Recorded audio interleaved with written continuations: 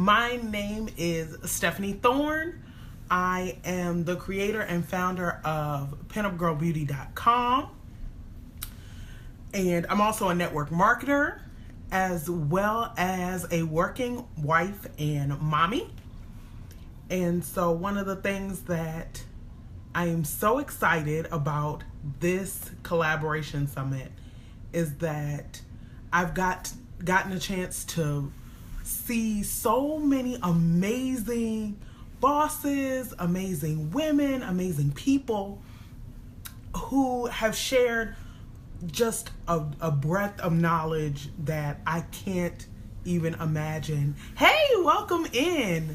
Welcome in. Thank you so much. I was so glad to see so many of your amazing trainings over the course of this summit. I just can't even describe how amazing this whole experience has been. So I'm going to go ahead and jump right in. If you're watching the replay, welcome. Once again, my name is Stephanie. Hi, Ashley. Thank you so much for putting this entire thing together. I've enjoyed it so much. So I'm going to jump right in and talk about how to speak your customer's love language. So if you have read the book, the relationship book on speaking the 5 love languages, right? My husband and I have read this book and we've gone through what our love languages are. And we found out that we are polar opposites, that my love language is on the complete other spectrum from his. He values mine the least and I value his the least, according to the quiz, right? Obviously, we've known each other well enough to know what the other person likes. But what's interesting is that these love languages can be used for your customers. Because at the end of the day, you and your customers are simply building a relationship. And when I speak about your customers, I'm speaking about whoever it is your business is trying to target, your ideal client, the person that you know so well because you've tracked them, you've monitored them, you know that person and you're targeting that person for your business, right? They're all at the end of the day relationships. And so whether it's a romantic relationship or a relationship that ultimately ends in a business transaction, we're still trying to not make it feel so clinical. It's not just an exchange of money. In the relationships that we cultivate as entrepreneurs, we are much more in depth and connected to the people that we serve. Because at the end of the day, that's what we're doing, right? We're trying to serve our customers. So creating this relationship, welcome. Thank you all so much for dropping in. Creating this relationship, building this trust, and connecting with your customer. There are 5 love languages according to this relationship guru's book, right? If you've read the book, then you know that the 5 love languages are gift giving, quality time, words of affirmation, acts of service, and physical touch. So in a romantic relationship, we easily know how to incorporate these things. But how do we do this in a business relationship? So let's start with gift giving. This one sounds easy, but we don't want to give away all of our knowledge and products, right? We're not trying to just give our customers everything. But it goes a long way to think of something that it could be small to you, but it might mean the world to your customer that would make all the difference in their day. For example, I run a blog, but I also retail makeup. And so I have met with some of my clients who are, welcome in, who love to try new things. So what I'll do is the customers I know that like getting things and feeling appreciated by getting something from me will get, after they've made a purchase or if they're still deciding between 2 things, they'll usually get a handwritten card from me and it will have like a little sample of a skin cream or a sample of a new lipstick to try. So it's just something simple and small, but that makes all the difference to your customer. And it has to, of course, make sense in your budget, but it makes all the difference in having that customer feel like I wasn't just another transaction. I wasn't just another PayPal deposit, that I really cared enough to be in my customer's life. Thank you all so much for dropping in. So a gift, it could be small. It could be something as small as an extra freebie ebook that you've already had. Maybe it was a training that you did, a live Facebook training that you've already done, that you can pull up and you say, you know what? I know that she really likes this type of training. Let me send this to her and say, hey, I know you were looking for that. Here you go. So to me, that one is a gift, but it also goes into acts of service. So an act of service is a great love language to speak to your customer, because it says that you really are here to serve your customer. That's what we're all here to do. We're all here when we target our customers, when we're thinking about what they need and what they want. At the end of the day, we're trying to serve them. We're trying to help solve their problems. So an act of service is something that you can give to your customer. And like I said, it's something as simple as, hey, I did a training last week on X, Y, and Z. In my example, I did a training last week on filling in your eyebrows. And I really think you were talking to me about how much you have no idea how to make your eyebrows fuller. I did a training last week. Can I send you the link?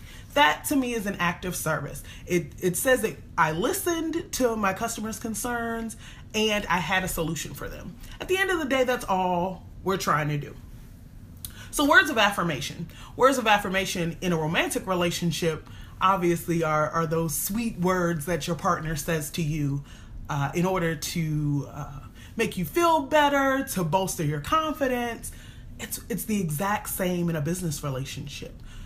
Words of affirmation are ways to empower your ideal client, your ideal customer, and make them feel so good that they want to keep coming back. At the end of the day, all of the things that we're doing, we are selling ourselves, we are showing ourselves, and they are going to want to keep coming back to us, right?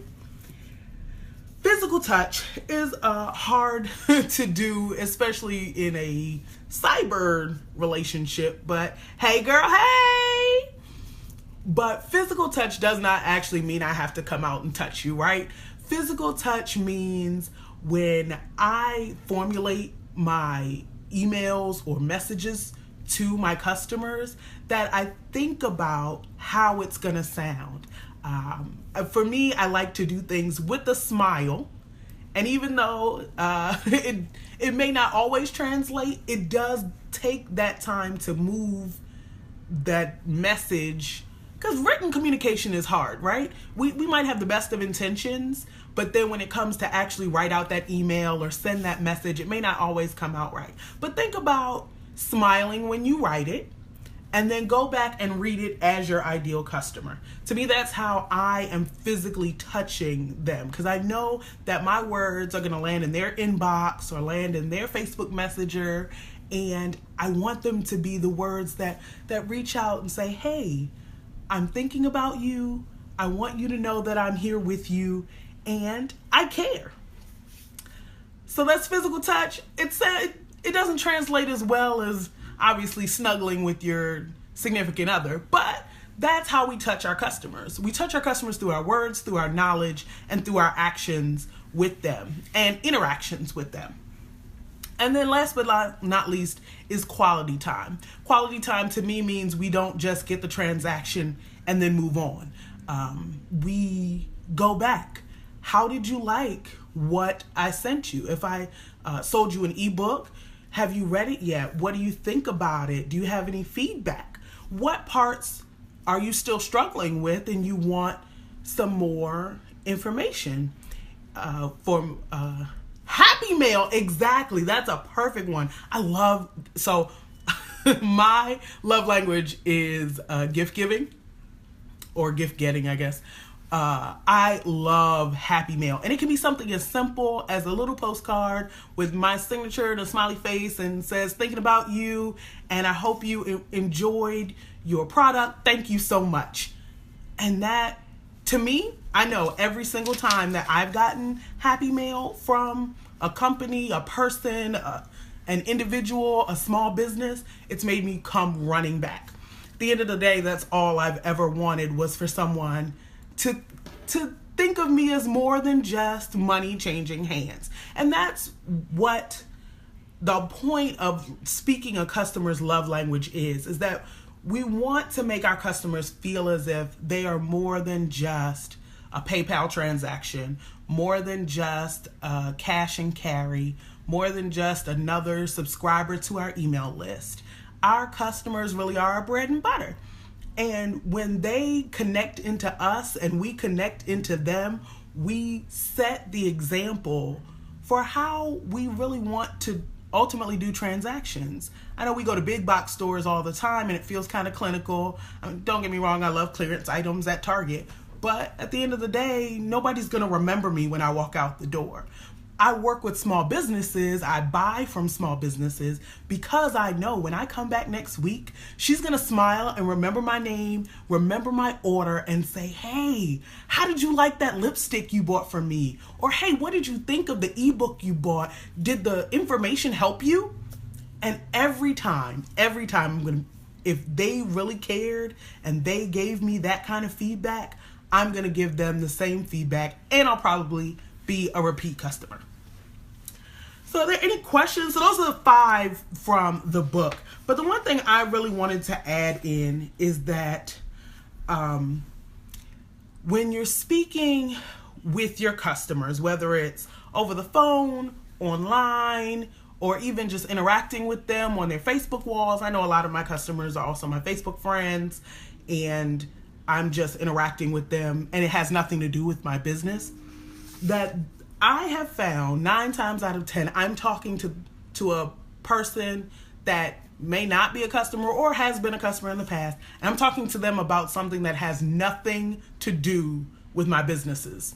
Nothing. I'm not talking about makeup. I'm not talking about blogs. I'm not talking about network marketing. We're talking about our pets, or we're talking about our kids, and it turns into a conversation about business.